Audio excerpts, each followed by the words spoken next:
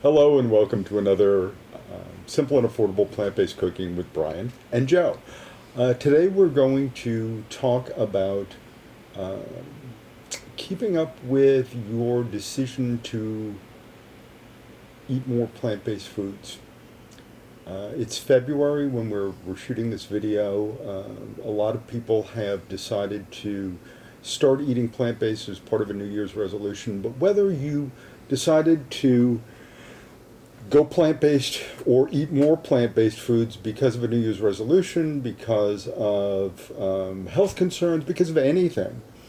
As you're doing this for a while, sometimes there are some challenges that come up. And so today we want to give you four recipes. We're going to do four recipes. And these are ways to combat cravings, to kind of fill in the gaps around a lot of the things that we found that we were missing when we first transitioned to a plant-based diet, and what we've heard from other plant-based eaters that they felt like they wanted. So these are really simple recipes. They're basics. In fact, two of the things we're going to show you today don't even have recipes. They are techniques, but we'll tell you more about that as we get into them. So should we dive? I was going to say, let's go ahead and get into it. Okay. So the first thing that we're going to do is we're going to do our dressing, and I'm calling it a dressing, not necessarily a salad dressing, because you can certainly use this as a salad dressing, but you can also use it as a marinade. You can use it for all sorts of flavoring kinds of options. And the reason that we're starting with this is that a lot of salad dressings have a lot of oil in them. And we wanted to show you a way to make a really quick and simple dressing with some really basic ingredients. We're using the Trader Joe's Green Dragon hot sauce, some rice wine vinegar, soy sauce, and coconut aminos, but this is a really versatile dressing as well. So one of the things you'll notice about this recipe is that it uses parts, not ounces, not tablespoons, not cups. For some people that can be a little confusing, but it's really pretty simple. If you add up all the parts, this recipe has a total of 6 parts. So if you want to make 6 ounces of dressing, each part will be an ounce. If you want to make 6 cups of dressing, because you're having a big party or something like that, each part will be a cup. In our case, a part is this shot glass that we have. And the nice thing about this is 6 parts just about fills the bottle that we're using. Yeah. So all you do is measure out the parts, dump them into a jar, and shake. But one of the great things about this recipe is that it's a base, like so many of the other things that we do. So if you don't have or you can't get a hold of Green Dragon, use whatever hot sauce you like. If you like it really spicy, use a really spicy hot sauce. If you like it pretty mild, use ketchup. The other thing is you can switch out the vinegars. We're using rice wine vinegar because it has a nice, slightly sweet, mild taste. But we've also used the vinegar that's left over in the bottom of a pickle jar or a jar of jalapenos if you want something that's kind of spicy. So really, like everything else that we do, we're going to encourage you to use this recipe as a jumping off point. We'll talk a little bit about the coconut aminos. Well, as we were talking about substitutions, we said that if you couldn't get a hold of coconut aminos, you could double up on the soy sauce. Mm-hmm. But the thing about the coconut aminos compared to soy sauce is the amino is a lot sweeter. Yeah, I think so. Yeah, so it sort of rounds out all those flavors. The soy sauce gives you a little bit of salty and tangy. The aminos, some sweetness. You get some spice, and you get some acid. But once again, if you can't get a hold of coconut aminos, don't let that stop you from making the dressing. Just double up on the soy sauce or leave it out altogether. Coconut aminos are relatively easy to get at health food stores, and you can get them online. I don't know whether you'd find them in your grocery store. I don't think we found them in the grocery store, but we haven't looked really. That's true too. So there it is. It's our basic dressing. It's really easy to make. It's really versatile. You can use it As a salad dressing, you can marinate tofu in it. You can marinate soy curls, which we Soy like to use a curls lot. or even TVP. Yeah, textured vegetable Yeah. protein. The vegetable crumbles that you can get in a lot of stores. You can marinate vegetables in it. Toss it with some either raw vegetables and grill them, or roast them, or with vegetables after you've cooked them. You cook them, add a little bit of this, and then serve it over some rice. Exactly. So, just a nice way to inject some flavor into a meal. Very simple to make. And we make it in, well, you saw the Yeah. jar that we make it in, and then just stick it in the fridge because it will last a good long time in the fridge, unless you eat it all up. In which case, make more. Exactly. The next craving I think we really hit, or that really hit us, was cheese. And that nice creamy cheesiness and all that. Well, it's dairy, of course you can't have it. The store-bought cheeses, a lot of them have oil in them, and a lot of oil. And even the ones that don't have oil, there are some that we've used in other recipes that we've done in this series, but they can tend to be a little bit expensive. So this is one that we've been making for, wow, years now. Since we almost started. I think I found this a couple of months after we started. Hmm. And it's pretty simple, but don't let that fool you. It's really tasty. So, and the ingredients are fairly simple. Now this one there is a downloadable recipe for. Yes.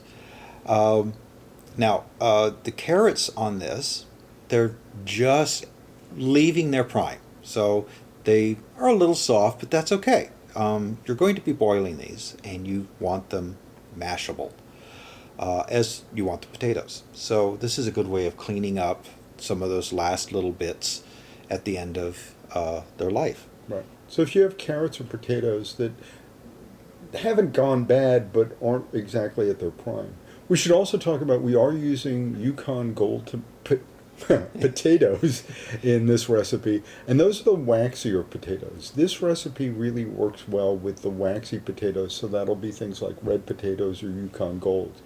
The baking potatoes, Well, you've used them and they work okay, but if you have the option, I think this works better with the waxy potatoes. I think the baking potatoes, they have a little bit more starch in them, and so it sets a little thicker. Okay. So also we've got the peels on this, and we're going to blend these. And if your blender is not very powerful or whatever, you may get little specks of the skin in it. And if that's going to, well, not look as pretty as being a nice consistency, you may want to peel them ahead of time.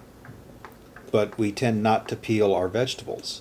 Right, just like we haven't peeled the carrot, we just have a good vegetable brush. We give everything a little bit of a scrub and chop it up and throw it in the pot. So really that's all you're doing here is you're chopping everything up, you're getting it to about the same size. And that's a little bit important because if it's the same size, it will cook at the same rate. As you said, you want to cook this thoroughly because you want it to be nice and soft and mashable. Yep. And while that's cooking, So there we go, in the pot. Give a nice little stir, and then I'm going to actually switch over to center stage here. Yeah, we're using our fancy induction cooktop here, but you really any heat source that you have that will get everything to boiling. I know we give you a quantity of water in the recipe, but really all you want to do is cover everything by, what, about an inch or so? Well, the quantity of water is for what you pull out. Oh, okay. So when cooking this, you just want about an inch above the surface. And I use cold water or room temperature water because it will heat the potatoes and carrots through as they're heating up. Mm-hmm. So letting that come to a boil. Now we're going to add the rest of the ingredients. Now this is nutritional yeast. It's very flaky, powdery, light, but it is what gives you that cheesy flavor. And one of the things we wanted to talk about was supplements. Right. So one of the things that we've found in talking to physicians and to other people who are eating plant-based diets is that sometimes there is an issue in getting enough B12 in our diets. A lot of nutritional yeasts, not all of them, you need to do your research, but a lot of nutritional yeasts do have supplemental B12 in them, and so they can be a good source. There are also B12 supplements that are available. Now, none of this is intended as medical advice, so you should talk to your physician about making sure that you do have enough B12 in your diet. And there are some simple blood tests that can be done to check your B12 level. So this has been boiling for about 10 minutes now. Yep.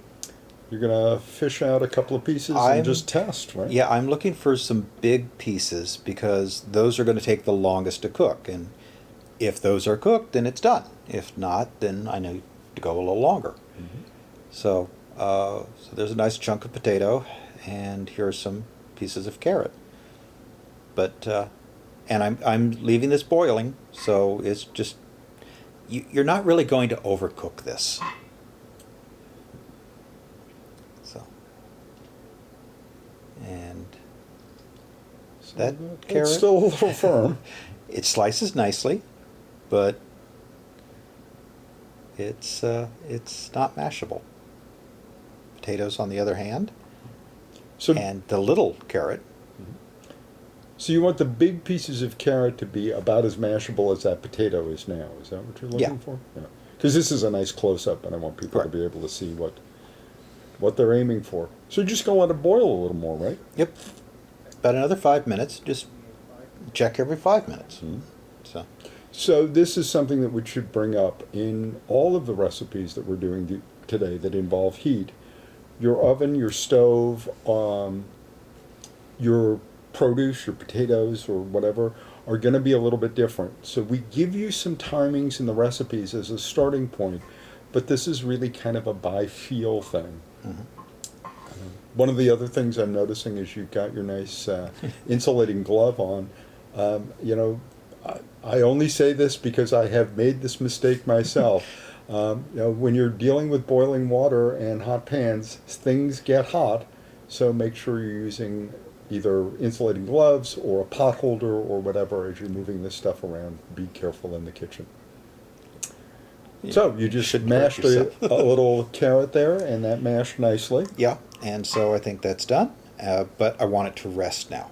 So we're going to rest for 5 minutes. You turned off the heat, right? Yeah. Okay. I just left it there. Right. And we're just going to get our little thing out of the way. So we're using our fancy high-powered blender, and you do need a reasonably good, reasonably powered blender to do this, but you don't have to have a really expensive blender like this. Go slow. Make sure you're not overworking your blender, and it should all work out for you. So this is that half cup of water that we were Right. talking about. And you're using the water from the potatoes. You want to Right. talk about that a little bit? Well, essentially, you want to have some of that starchy water. So you want to keep the starches up there. And but this is it's hot. It will help rehydrate the nutritional yeast. And right now, I'm just sort of blending everything together, just to make sure it's all mixed. But yeah, just a little bit of water will help when we're mixing the potatoes and the carrots in here, so it doesn't get too thick. And I keep the water handy, so I don't just drain this into the sink or whatever. In case I need extra water in this, if it comes out too thick, then I can pull another couple of ounces of water. And there, I think I was just looking to make sure I got all of it. So you're going to take those potatoes and carrots that have been cooked until they're nice and soft. You've got the spices, the nutritional yeast, and the water already in the blender and blended together. Yep. You just snap the lid on and Start out slow and work your way up and just blend it till it's smooth. Yeah. Now, we've got a fancy blender that's got this tamper with it, and we did have to use it on this to tamp it down. If you don't have a blender like this, you may have to stop every once in a while and scrape the sides down. Make sure you stop the blender before you take the lid off and scrape the sides down, and don't try and scrape it down while it's running. Ask me how I know not to do that. Yeah.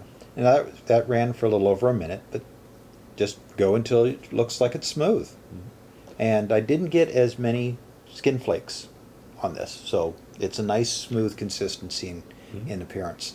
So as you can see, it's nice and steamy and hot, but if you look at the consistency, it looks like cheese sauce. Now it is very hot now, so this is as thin and runny as it's going to get. As it chills down, it will firm stiffen up. up, right? And if you have any leftovers and you stick it in the fridge, and this stuff refrigerates and reheats nicely in the microwave, in the fridge it gets pretty stiff. Oh, yeah. And it will loosen up again when you reheat it. Yeah. I think it's a little thicker when you reheat it. And it will thicken over time as well, because in 2 or 3 days this will be like a paste. Right. Yeah. It's as the starches set and things like that happen. So here we are. We're just putting it into jars so that we can store it in the fridge. And we'll come back a little bit later on and show you some of the things you can do with this. Yep. But, excuse me, essentially it is cheese sauce, and you can use it just like you would any of those meltable cheese sauces. Yeah. In fact, we had a story about you. Oh, yeah. When we first started moving to a plant-based diet, Brian made a broccoli cheese casserole out of this. And this is great for doing broccoli cheese casserole, broccoli cheese soup. Add a little vegetable stock and thin it down and put some steamed broccoli in it and spice it up however you like. So I had a big bowl of this broccoli cheese casserole, and I really enjoyed it. And it was very, very filling, very satiating. And then I thought, oh, I want more of this because it's so good, but it's so rich and creamy and cheesy, and I shouldn't have it because it's not. Oh, hold on, there's no cheese in this. This is just broccoli, potatoes, and carrots. I can pretty much have as much of this as I want. Sort of your Oliver twist, I think it was. May I have some more? So, let's move on to the next recipe. And again, these are going to be more techniques. Yes. Another thing we start craving is crunchy, because we end up cooking a lot of our vegetables. They get soft. We're having rice. We're having pasta. We miss the chips. But the bad news about chips is most of the commercially available chips are deep fried. Yeah. And since we are on a whole food, plant-based, no oil diet, well, that kind of violates the no oil part of it. Right.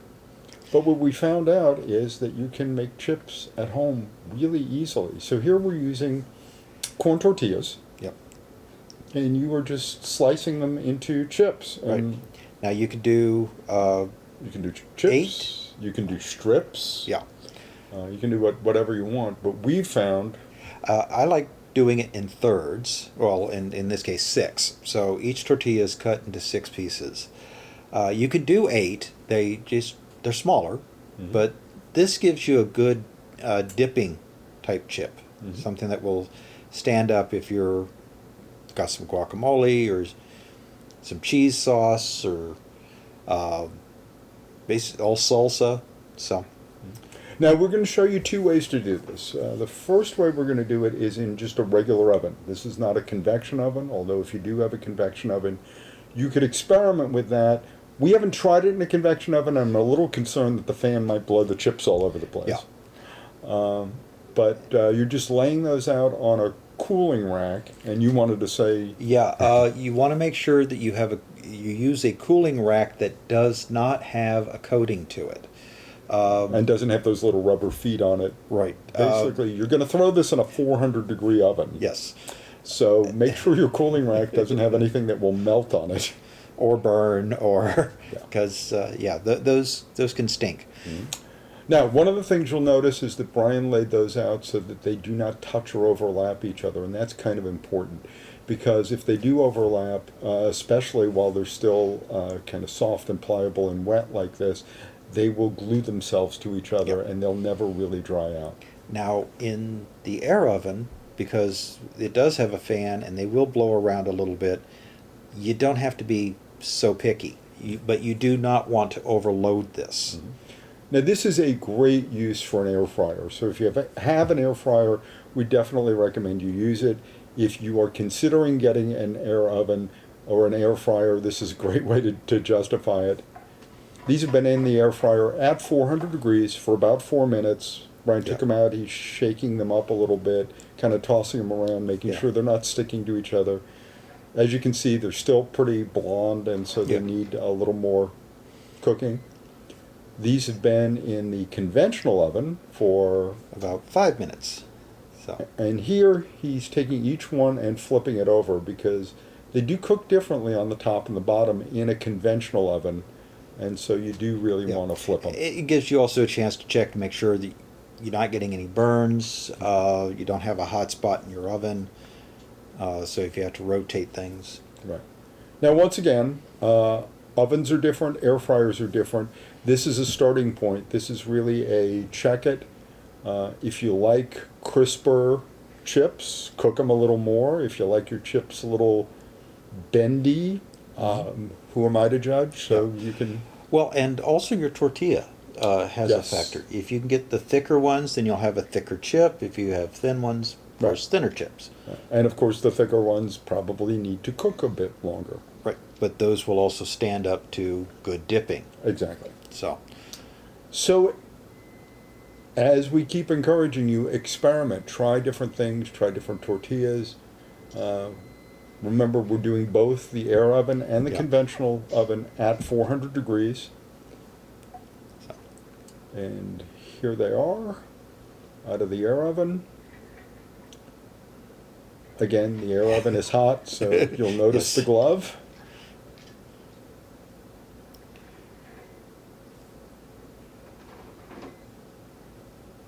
Okay, I think I'm done with that now. So, we've got our 2 chips.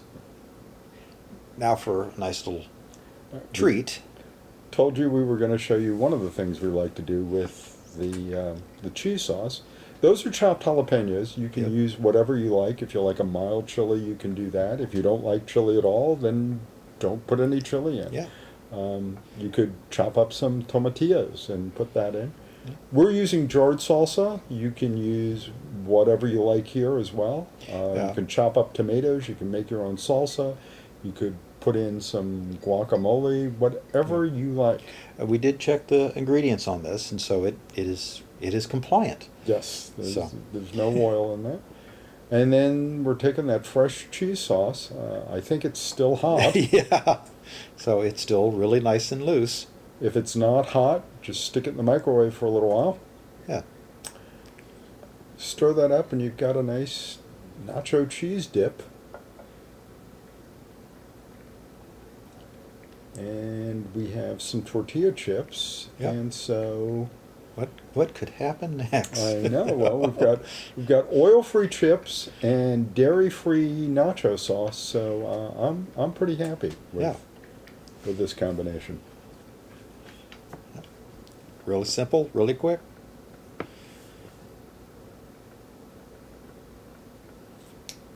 So while we're waiting here for a second, we should take a moment to thank the people at the Indianapolis Public Library and the Indianapolis Foundation Library Fund, I think I actually got that right this time, who made this video possible and who really have committed a lot to making whole food plant-based eating a reality for a lot of people.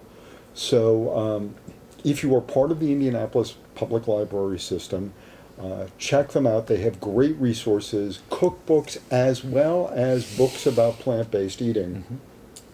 That can be great resources. And if you're not part of the Indianapolis Public Library system, you can still download their resources guide where they've got books and films and other resources that they've cataloged that can be really good sources of information excuse me, about plant-based eating.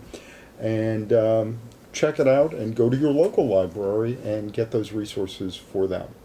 We should also note that we are advocates of a whole food, plant-based, no oil diet. So, and that's what our recipes are based on. You can check out more information about that with some of the resources that are available through the library, some of our other videos. And certainly if you want to eat that way, if that's a health decision that you're making for yourself, we support you in that. All of our recipes and all of the techniques that we show you meet the criteria for whole food, plant-based, no oil cooking. But they're also completely vegan. So if you're eating this way for ethical reasons or for whatever other reasons that you're choosing a plant-based diet, this will work for you as well. What I think is really important to remember is that you can do good for the planet and do good for your health at the same time. Those don't need to be competing goals.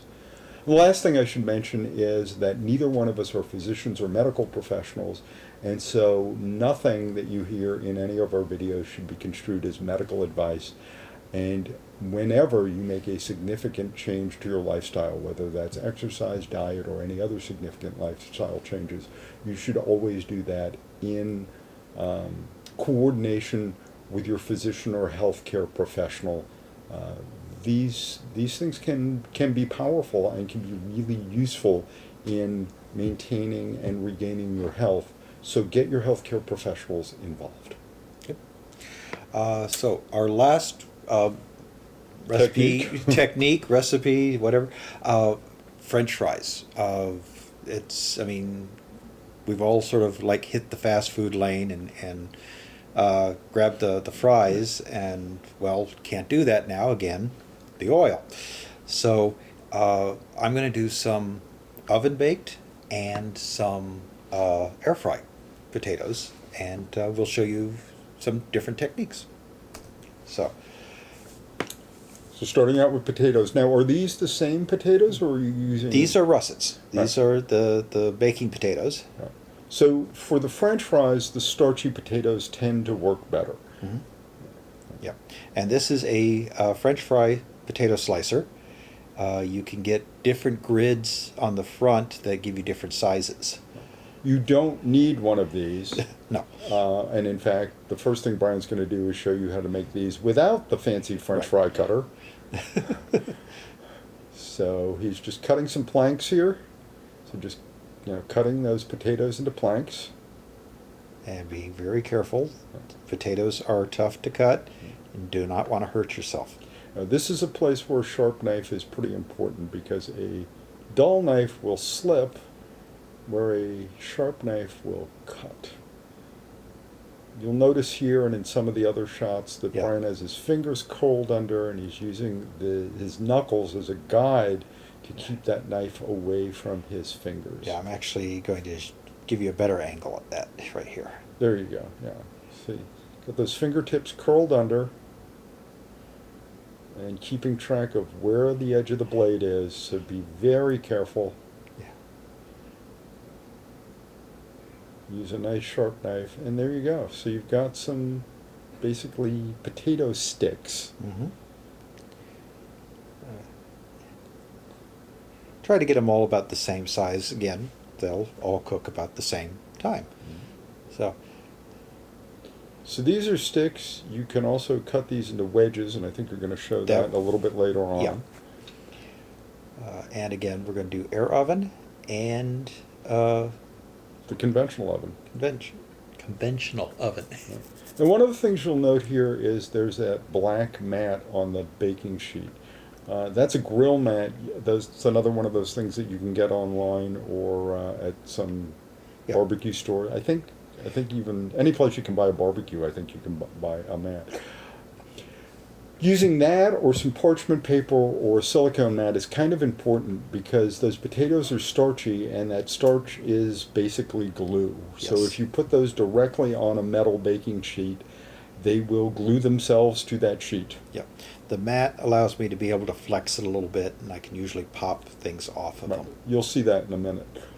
You'll notice also that as Brian is putting them into the air oven, he's making sure there's some room for air to circulate around them. So here he is, he's going to cut some wedges, and so now instead of just cutting straight down, he's kind of angling the knife a little bit so that he can get that wedge-shaped piece. And rotate your food. You don't have to bend the knife in the wrong direction. Right, you don't have to try and backhand. Yeah. So again, he's stacking it in that air fryer basket in a way that allows air circulation, and when we start adding more potatoes, you'll see one of the tricks that we use to make sure that we do get good air circulation. So now we're going to use the fancy thing, and instead of having to do all that stuff with the knife, you take the potato And you got this nice little tooth thing. And jam it into there. Those little prongs will push it all the way through the grid at the front. Give it a good whack, and there you go. Instant French fries. If you've ever been to some of those burger joints, you have seen this thing in action. It works really well, but again, you don't need it. We like French fries a lot, so we I think this is the smallest fry setting. So Yeah. yes, you can get it with different grates to make different size fries, to make wedges. There are all sorts of different grates. So here's the trick. You'll notice that Brian's taking a little bit of time here to stack those potatoes in a crisscross pattern.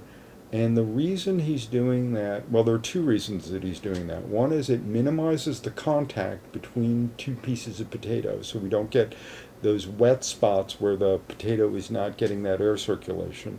And also it maximizes the air circulation. So we've got that fan blowing hot air around the air fryer, and we want that hot air to be able to hit as much of the potato from as many sides as possible. now, not really going to do that much on the mat, but I am going to spread them out. Right. And if you do more than one layer on the mat, you certainly want to Yeah. do that. But you have to be a little careful. You can't put as many on the mat in the oven as you can in the air fryer.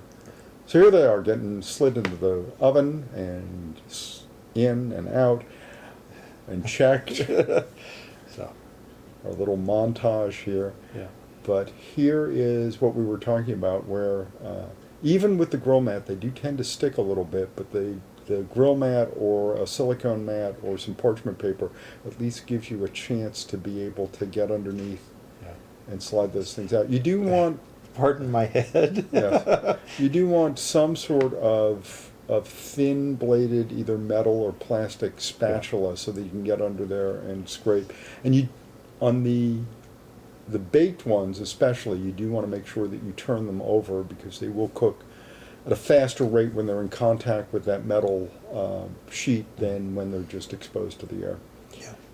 I like using the plastic because then it doesn't cut into the mat. Yes, exactly. As compared to a metal spatula. Right. So back into the oven, and again, Yeah, that was 15 minutes if I remember correctly. but your oven may be different. Yeah. This The is air fryer after 20 minutes, and what you want to do here is break them up because they will glue themselves to each Yeah. other. You'll see a couple in there that are sort of stuck together. So you can break them apart. You don't need to restack them at this point because they do have that kind of crispy starch coat on them. And if they need a little bit more time, you can put them back in. These actually came out kind of nice and This- crispy at this. Yeah, this I was pleasantly happy with. So I was going to call this good.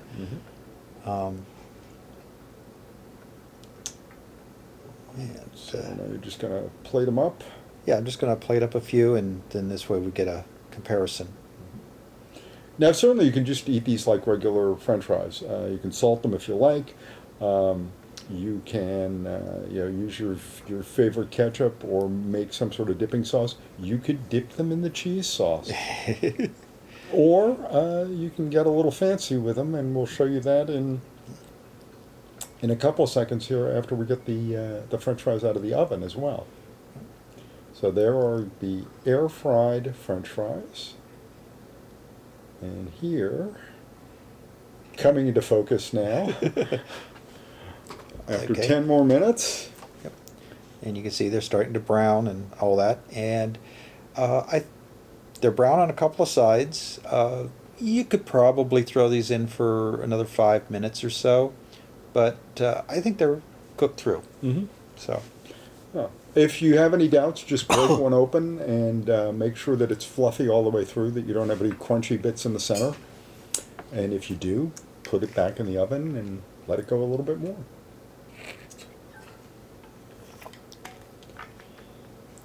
So, once again, the air fryer works really well for these, but if you don't have an air fryer, yeah. certainly don't let that stop you. These work perfectly well in the oven.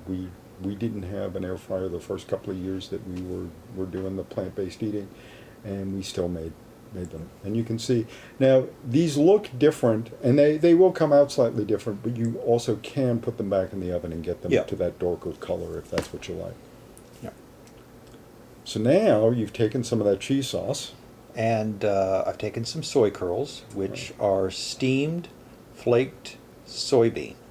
Right. So it's a product that's called Butler Soy Curls.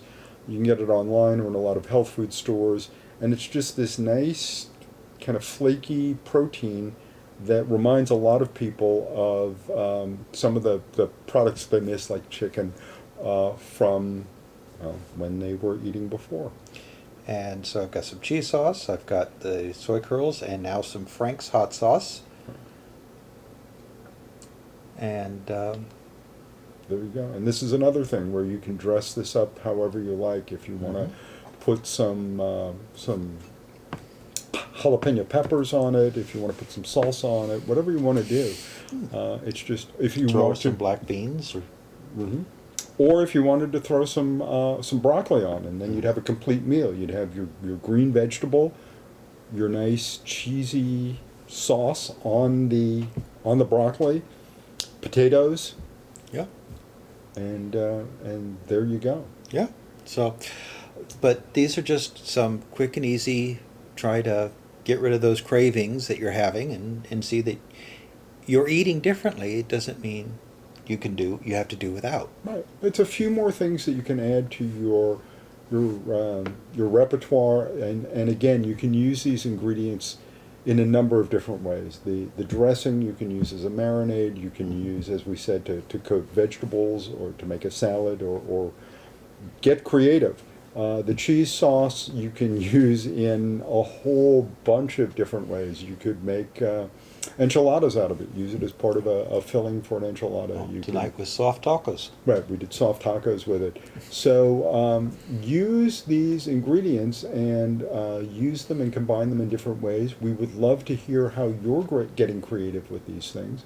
So you can, I think you can post replies to the video on YouTube, or you can reach us through social media. We are probably most active on YouTube, where we've got our whole food plant-based cooking with Brian and Joe page, which you should be able to get to if you can remember all of that.